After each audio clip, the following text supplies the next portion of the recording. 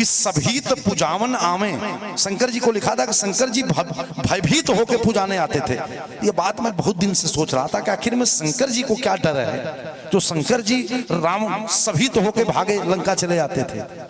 तो एक बार मैंने अपने गुरु जी से पूछा, हमने कहा कि आखिर में शंकर जी तो दुनिया के मालिक हैं, उनको क्या भय है? बोले इसलिए नहीं, भय केवल डर, भय शब्द केवल इसलिए नहीं है वो युद्ध कर लेता, वो इसलिए है कि वो अगर आएगा तो अपना सिर काटेगा, चढ़ाएगा, खून गिराएगा। तो शंकर जी को लगता था कि अगर यहाँ आएगा तो हमारा परिवार है, कार्तिकेय जी हैं, गणेश जी हैं, भूत प्रेत हैं, सब परेशान होंगे और रावण को देख के। तो इससे अच्छा यह है कि अगर आएगा तो कहेगा गुरु जी ये वरदान दीजिए, नहीं तो गर्दन काट रहा हूं। तो बवाल कौन करे, इसलिए अच्छा यही है कि आ ना पावे, इसीलिए भाग जाते हैं। जैसे दो स्थिति में आदमी हाथ जोड़ता है। किसी आदमी से जब आदमी प्रसन्न होता है तो भी हाथ जोड़ता है एक बार, और जब अप्रसन्न होता है तब भी आदमी कहता है बस मुद्रा बदल जाती है, हाथ टेढ़ा हो जाता है, वैसे ऐसे करता है, वैसे फिर ऐसे करता है।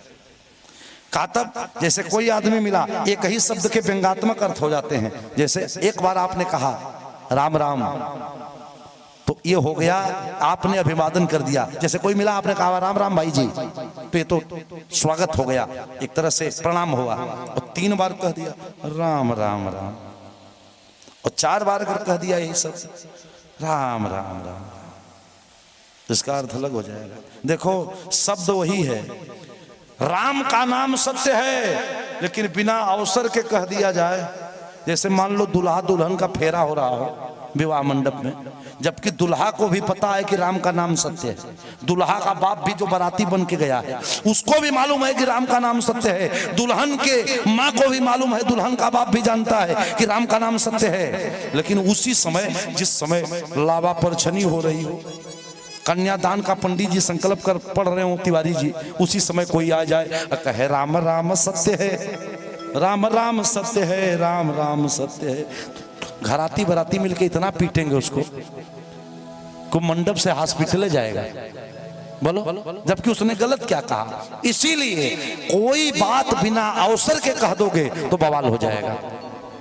इसी को कहा जाता है प्रेजेंस ऑफ माइंड। सही समय पे सही निर्णय नहीं लोगे तो बवाल होगा। आहा, अब क्या हुआ, मारीच को मामा मारीच की नगरी कौन है? महाराष्ट्र, मायावी नगरी।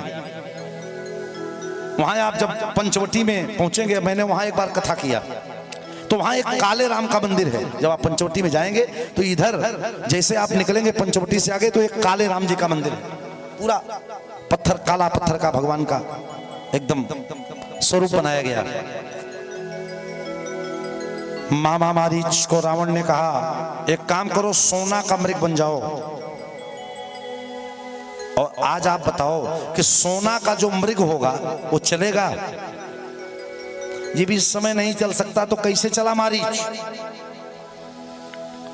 सोना का मतलब गोल्ड का नहीं था, जैसे गोल्डन कलर होता है, नहीं लोग कहते हैं सोना जैसा है। मारीच आ रहा है, कभी कभी चौपाई का लोग पूरा अर्थ नहीं समझते। आ गया मारीच, और कहाँ गया? कहते वन निकट दसानन गयो, वन निकट दसानन गयो, तब मारीच कपट मृग भयो,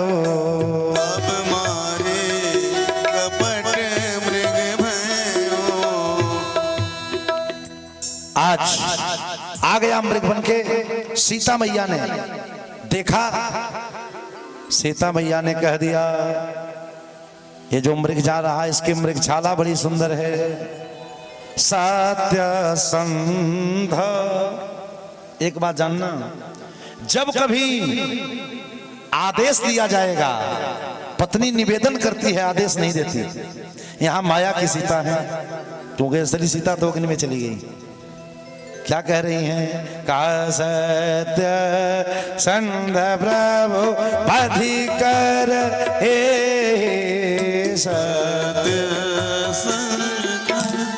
बधि करे आने हो चा धर्म